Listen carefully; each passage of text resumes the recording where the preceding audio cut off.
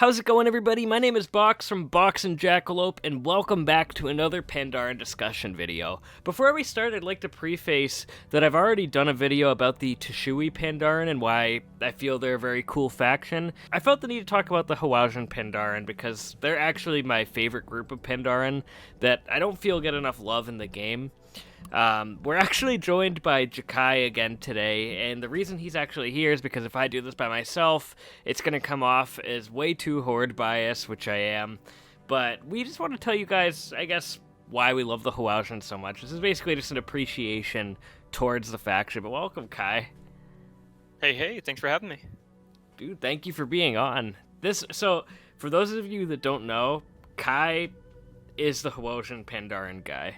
Like, as I just said, this isn't a biased video, but, like, he, like, when I met Kai, he taught me so much about the playable Pandaren factions. Like, I liked them before, but he gave me even more appreciation for them.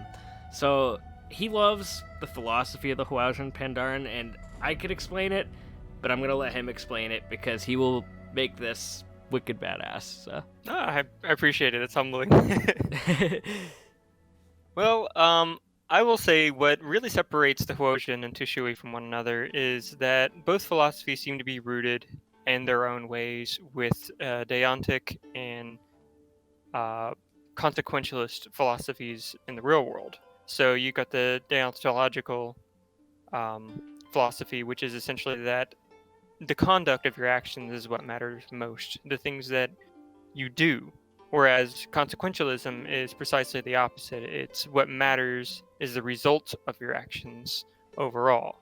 And I feel like with Huojin and Tsushii, they embody those aspects of philosophical thought, as well as, I guess you would say, adding on impulsivity with that. So you have the Huojin who are fiery and passionate about what they do, iron-willed, willing to do whatever it takes to get the job done no matter the cost, and they'll do it fast.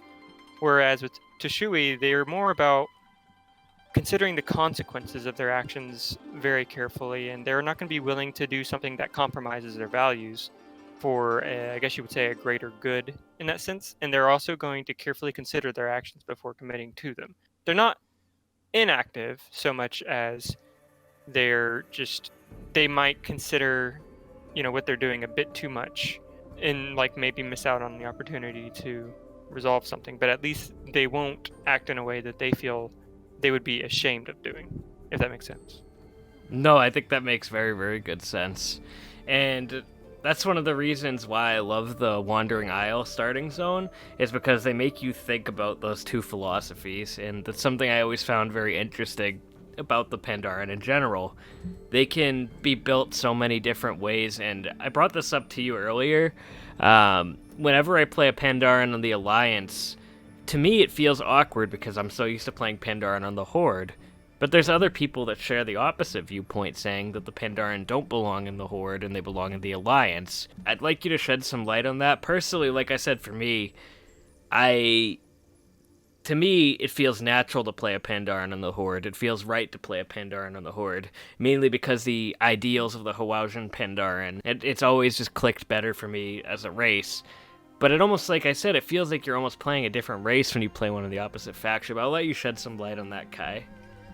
So I think one of the biggest factors with that is the fact that, of course, your own personal perspective on what the Horde and Alliance are at the core is going to influence your outlook, I guess you would say, on that big time. And it's actually covered a bit in the Shadows of the Horde book.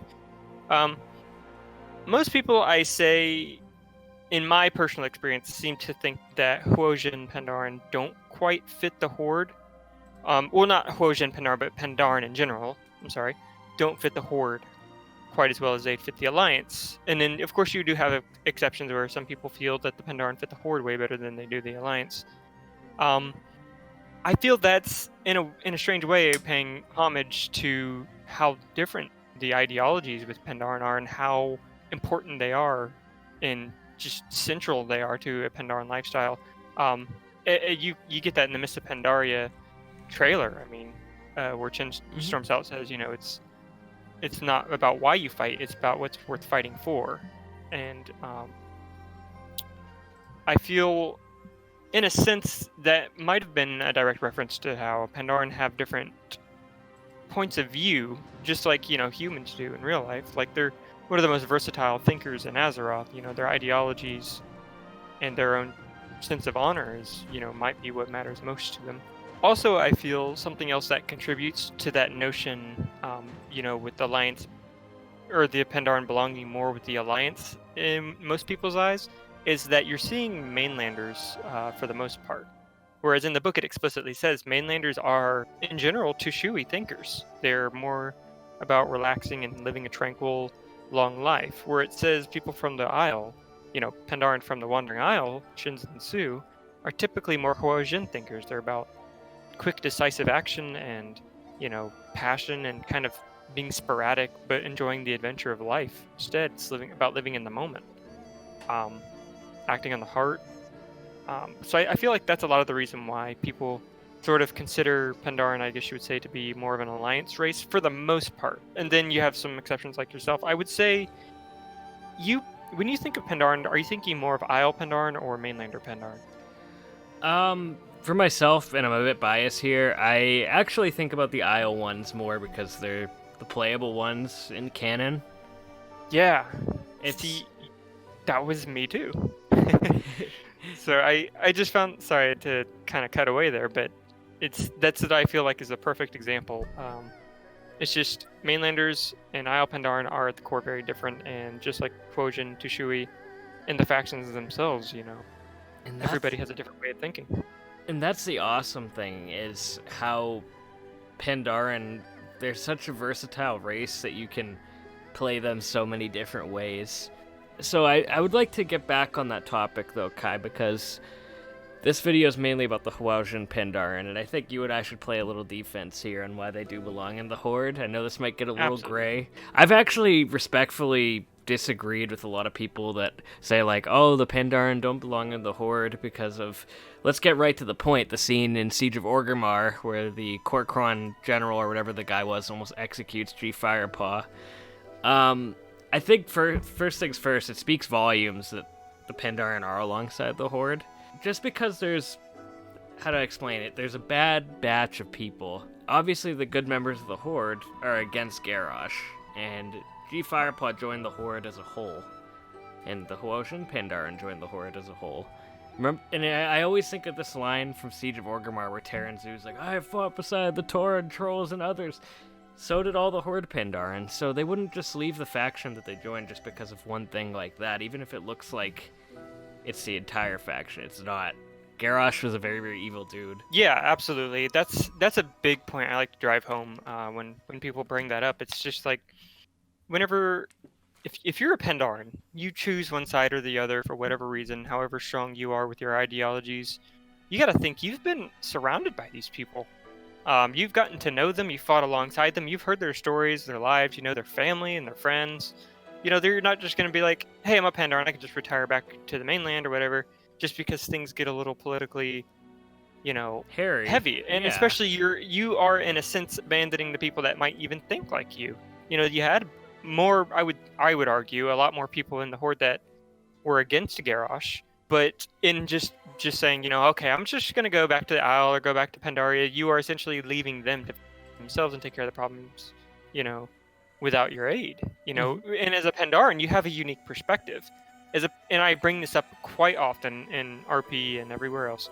Pandaren are unique, or at least before allied races came out, they were exceptionally unique to all the other races for one major reason. They joined the Horde not out of necessity, but because they wanted to be there.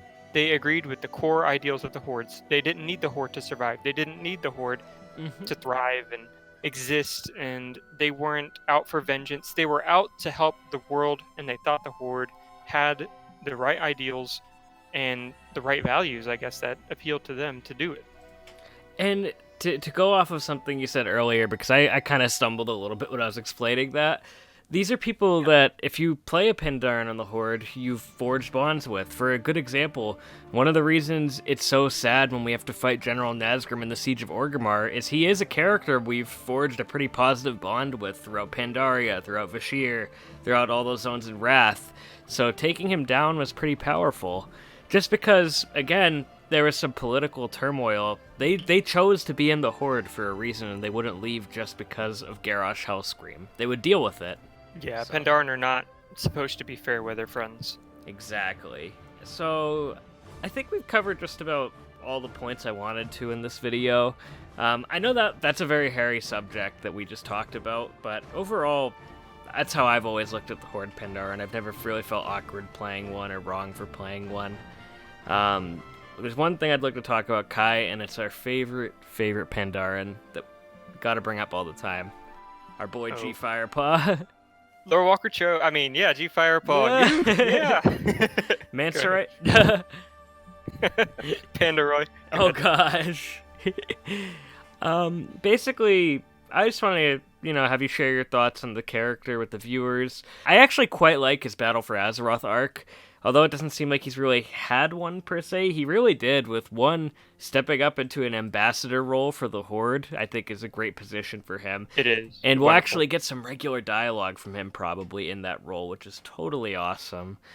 And the other thing I really liked was the fact that he reflected on the Siege of Orgrimmar. He didn't want to live through that again, which is why he was helping tend to Bane's wounds in Thunderbluff. I thought that was really, really good character development, and something that you and I were wondering, why isn't he reacting to at the start of BFA? Yeah, absolutely, for sure. I did want to mention how, I'm extremely glad that they're taking the more ambassadorial role with the Pandaren in general for both factions, but, especially with the Horde, because I feel like that's where their strength really lies with Pandaren, is showing the philosophical side of the factions, and I don't think it will, but I'm really hoping in 8.3 and in the future, for Pandaren in general and World of Warcraft, they'll show those philosophical differences in action. It's something I would just absolutely lose it over. I thought how awesome would it be if in the Vale, you've got the Huojin and Tushui working together, but then there's situations that come up, and just like with Shinz and Su, they both can't, act on their solutions simultaneously. Maybe you've got, I don't know, maybe some kind of warlock taking a bunch of people captive or controlling their minds, and they capture the warlock, and like you got the Tushui who are like, okay, now we can try to keep them alive to set the other people's minds free, and then the Huojin who are like, no, we need to take the chance and just cut him off immediately before he escapes and does this to other people. So the Tushui who won't think it's worth risking the lives of the people that are under the warlock's control or something. They could do a million things. And the cool thing is, they could do, like, if you play Alliance, there'd be an alternate quest line, and Horde an alternate quest line. I think that would be great. I would lose it over that too, to be honest. If we even got a single quest line regarding G Firepaw, I would lose it. Yeah, it would solidify the ideological difference between the two. Like, I feel like you only really see it in the Wandering Isle, the starting zone with the Pandaren, and then never again. After that, it's just, what color do you like your Pandaren in, red or blue? Like, exactly. It kind of is what it boils down to after that. So, and I guess with the Alliance and Horde in general. Oh no, there is one more thing I wanted to give kudos on too, related to that with G Firepaw, because I know you were talking about the ideological differences. Sorry if I said that wrong. I always butcher words like that. No, but I like that they make reference to the Huojin philosophy when he was like, Sarfang would have made a great Huojin pen. You know what I mean? I love that they actually brought that up. So yes, yeah, absolutely. It's awesome, and the cool thing again, that the last thing, because this video has gone a little while. The thing about the Huojin and the Tushui Pandaren is they're an ideology. So, in theory, you could be an alliance that's Huojin and a horde that's Tushui. It just matters, I guess, what you believe in. In the book, they mention that. They mention, or Terran Zhu mentions how Vol'jin is more of a Tushui thinker, whereas Tyrathan, I hope I said his name right, Tyrathan, is more of a Huojin thinker.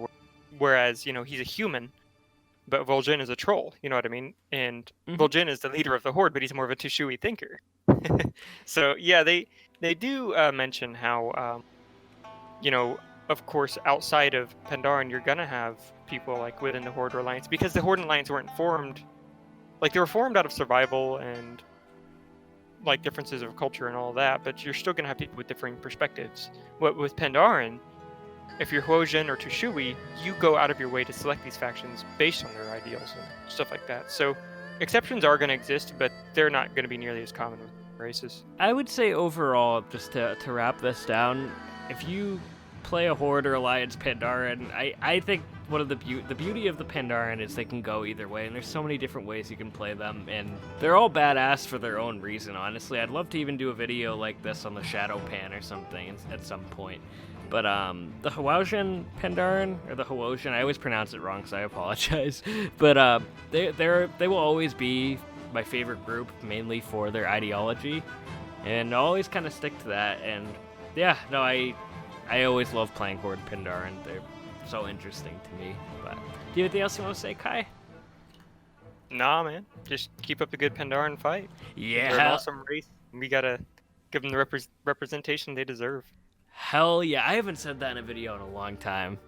Well, guys, thank you guys so much for watching, and keep up the Pandaren fight.